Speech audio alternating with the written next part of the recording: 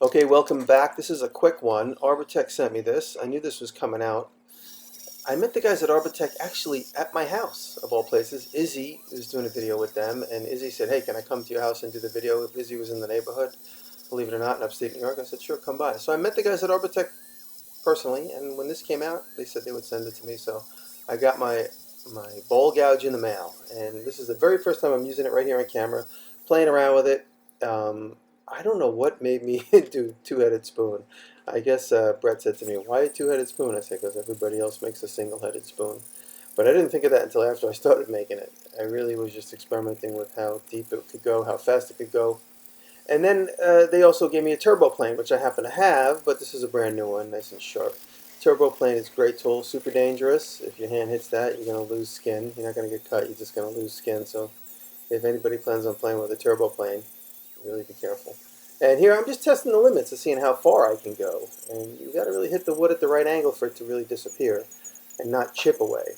The same thing with the ball gouge. You notice it pulls some wood in the out direction. You want to always cut so it's kind of pushing into the mass of the wood and pulling away from, going down the steps. That's what I like to say about grain. Whenever you cut or do any grain work, you're always going down the steps. And that's when you're going to get a clean cut. If you go up the steps, you get chip out.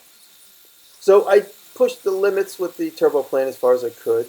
And so now I jump to the bandsaw. And I'm just using a half-inch, 4-tooth per inch, half-inch deep, 4-tooth per inch blade. This is a typical resaw blade I use. I use 3 blades, and those are the 3 blades I've been using my whole life. This, which is a 4 TPI half-inch deep for resaw. I use a 1/8 inch, 14 TPI, and a 3/8 of an inch, or quarter inch rather, 14 TPI. So those 3 blade widths I use: quarter, eighth, and this is a half. And the biggest one has the most aggressive teeth. And those are all I've ever used personally. I cut all my letters out of the 1/8 inch stuff. And now here I got to finish the spoon. So I'm using this, I don't know, this is a kabuki handsaw. I forget what it's called. Somebody will remember. I don't remember the names of anything. It's like a bunch of saw blade teeth riveted together. And I got it out of the Lee Valley catalog many years ago. And this is just a spoon knife. Then I'm just cleaning up the inside of that cut. I got that on Amazon. I don't know what the brand name is, but it needed to be sharpened as soon as I opened it because it was not sharp at all. And just experimenting with the limits and where and how. I don't do this regularly, so I don't really know. I don't really have a perfect method yet. It's you get a method when you do something a lot. And one thing I did develop is this idea of having this dowel inside of the vise. And it was a great way of just putting pressure where I wanted it.